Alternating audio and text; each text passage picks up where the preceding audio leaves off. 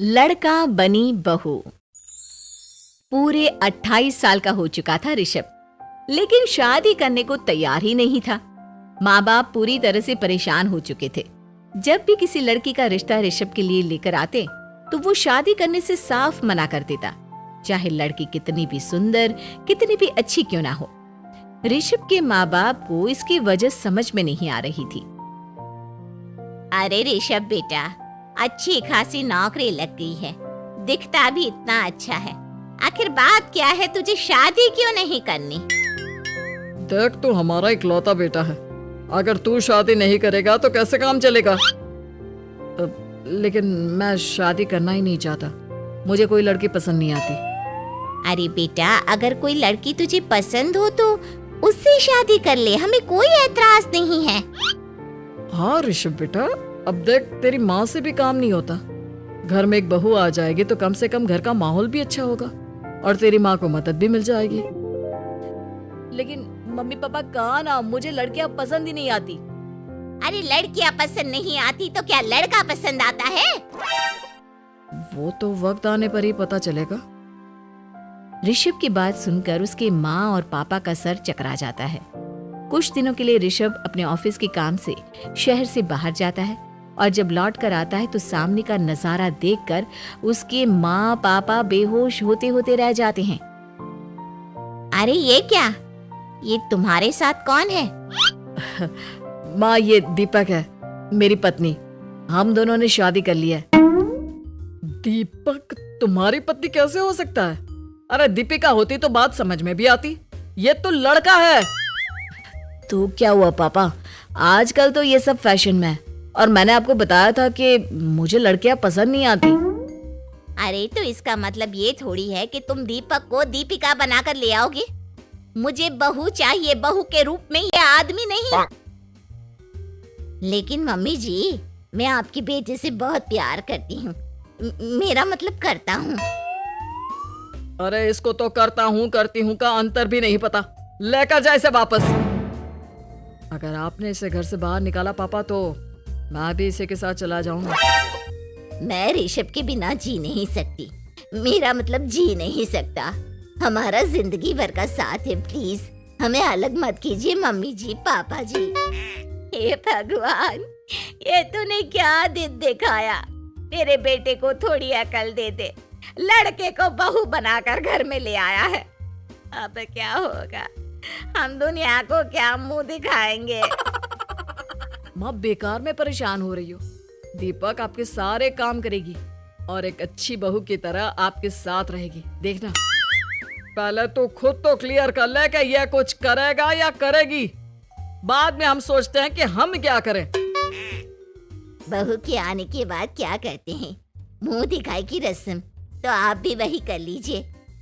आप चाहे तो मैं पूरे मोहल्ले में न्योता दे आती हूँ। अरे रहने दे, तेरी वजह से बेइज्जती और ज्यादा होगी। आई बड़ी, अब मेरा मतलब है आया बड़ा न्योता देने वाला। अगले दिन सुबह के वक्त दीपक बड़ी नजाकत से चलता हुआ सबके लिए चाय बनाकर सुबह सुबह बालकनी में आ जाता है। प्रणाम मम्मी जी, प्रणाम पापा जी। ये देखिए, चाय बिल्कुल आपकी पसंद की है। मुझे ऋषभ ने सब कुछ बता दिया था कि आपको क्या क्या पसंद है। हे भगवान, ये सब क्या हो रहा है? ये क्या नौटंकी है? नौटंकी कहाँ है? माँ देखिए तो, मेरा दीपक आपका कितना ख्याल रख रहा है। लाओ, अब जो भी है, जैसी भी है, चाय पिएंगे ही सही। थोड़ी देर के बाद, वैसे दीपक, चाय तो तुमने बहुत अच्छी बनाई है, चलो कुछ तो अच्छा हुआ।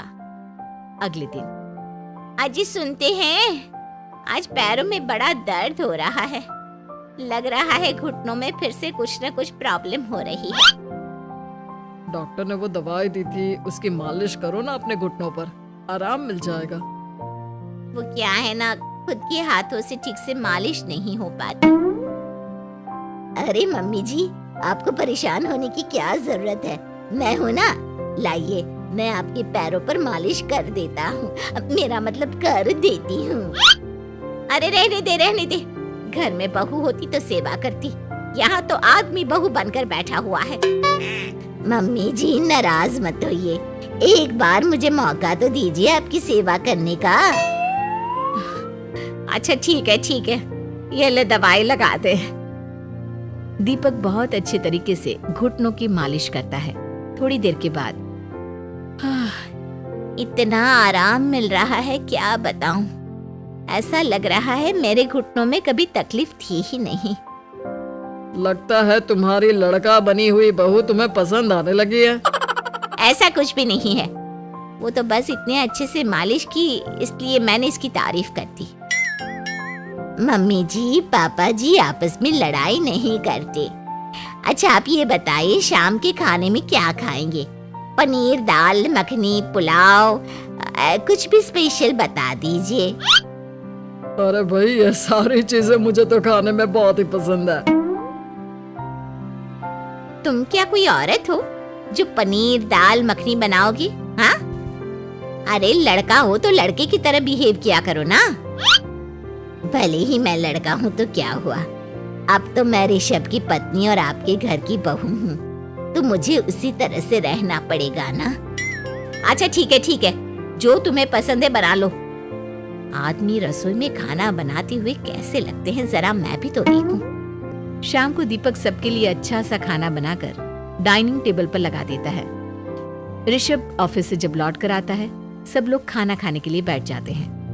अरे वाह, क्या गजब का पनीर और दाल मखनी बनाई है। ऐसा जायका तो होटल के खाने में भी नहीं आता।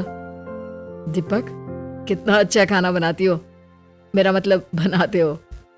तुम्हारी इसी अदा की वजह से तो मुझे तुमसे प्यार हो गया। अरे बहुत हो गया, आदमी होकर आदमी से प्यार करते हो। अरे लेकिन कुछ भी कहो, जरा खाना खा कर तो देखो ऋषभ की माँ, मजा आ जाएगा। हाँ वैसी बात तो आपकी सही है, खाना तो वाकई में लाजवाब है। इतना स्वादिष्ट पनीर तो मैंने अपनी जिंदगी में नहीं खाया। कितना अच्छा होता अगर ये दीपिका होती। और फिर अगली सुबह कुछ ऐसा होता है जिसे देखकर ऋषभ के माँ और पापा ना केवल खुश होते हैं बल्कि हैरानी से उनकी आंखें फटी की फटी रह जाती हैं। उन्होंने जो नजारा अपनी आंखों के सामने देखा उसे देखकर उन्हें अपने आप पर भरोसा नहीं हुआ। सुबह का वक्त था, सब लोग बालकनी में बैठकर सुबह की चाय का इंतजार कर रहे थे। तभी रसोई में से एक बहुत ही खूबसूरत लड़की जिसके लंबे लंबे बाल थे और जिसने साड़ी पहनी हुई थी, हाथ में चाय की ट्रे लेकर वहां आती है। अरे ये कौन है? रातों रात हमारा लड़की बहू बन गया क्या? मुझे लगता है कोई सपना देख रहा है। इतनी सुंदर बहू तो हमने सपने में भी नहीं देखी। देखा माँ, जादू हो गया, जादू। अरे लेकिन ये है कौन? तुम्हारा वो आदमी वाला पत्नी कहाँ चला गया? आपने मुझे पहचाना नहीं? मैं दीपक नहीं दीपिका हूँ। इतने दिन से लड़के के कपड़े पहनकर आपके घर में आपकी बहू बनी हुई थी। माँ ये दीपक नहीं, दरअसल ये दीपिका थी, लेकिन इसे लड़कों की तरह रहने का शौक था और इसे लड़की की तरह रहना मंजूर नहीं था, इसलिए मैं इसे लड़के के रूप में आपकी बहू बनाकर यहाँ ले आया। तो फिर अचानक ये उसका हृदय परिवर्तन और रूप परिवर्तन कैसे हो गया? वो क्या है ना, मुझे बाद में एहसास हुआ कि आप लोग इस बात को लेकर बहुत दुखी हैं कि आपके बेटे ने एक लड़की के साथ शादी की है, इसलिए मैं अपने असली रूप में वापस आ गई। हमने कोई पुण्य कर्म किए होंगे जो तुम्हारे जैसा, मेरा मतलब तुम्हारे जैसी बहू मिली, इतनी खूबसूरत और इतना ख्याल रखने वाली।